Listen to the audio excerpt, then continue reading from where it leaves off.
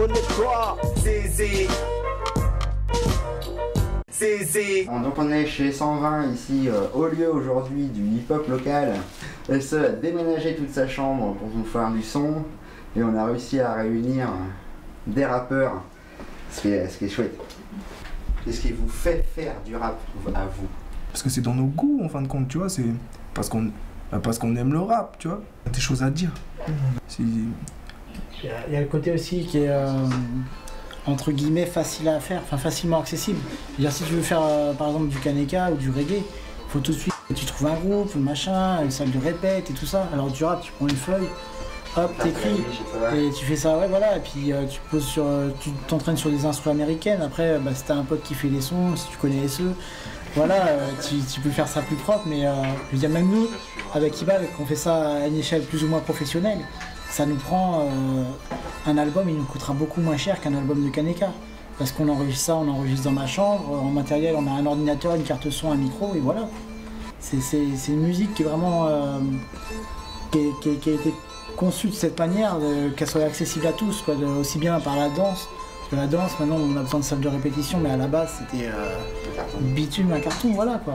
Et le graphe, c'est pareil, les bombes, ça coûte cher, mais bon, à la base, elles n'étaient pas forcément achetées. Avant le rap, ici, il y avait la tchat, où les mecs, on va pas dire façon de tchatcher, le palabre, où on parlait un peu comme le rap, faire des palabres, justement, dans des façons de cadencer, tout ça, tu vois. C'est un peu culturel, un peu, quoi. Au début, j'écrivais, tu vois, déjà, mais c'est parce que voilà, ça me soulageait, tu vois.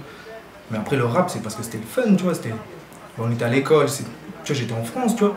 Puis c'est ça là-bas, tu vois, c'est le hip-hop. Puis c'est comme ça, tu vois. Quand t'es jeune, tu vois, il y a des modes, tu te laisses embarquer dedans. Puis en même temps, ça te construit, tu vois. Ça fait qui tu vas être plus tard, tu vois. C'était le bon truc, tu vois. C'est bien tombé. Yes. Mais après, c'est rencontrer des bonnes personnes aussi qui permettent d'enregistrer. Moi, j'ai rencontré que des bonnes personnes, des gens qui m'ont fait des choses gratuites. Toi, c'est arrivé comment, JD? Parce que donc, t'es le plus jeune de la bande. C'est arrivé comment le hip-hop dans ta vie? Avec la bande de Vincent, tout ça, là.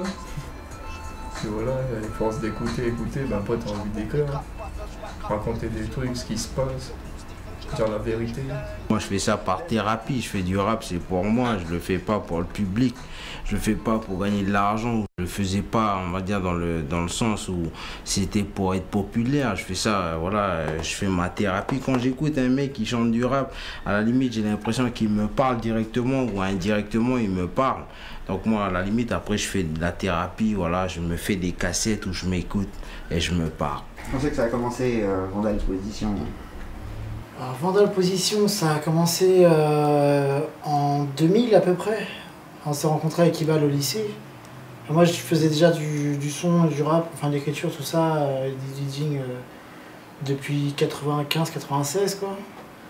Et après, quand je suis arrivé ici en 99, je faisais mon truc dans mon coin. Puis au lycée, j'ai rencontré Ibal. Le contact est bien passé. Bon, je veux dire, on s'est pas dit, on s'est pas posé un jour, viens, on fait du rap. C'est une bonne rencontre à la base amicale, quoi. Et puis on a continué là-dedans, et puis voilà.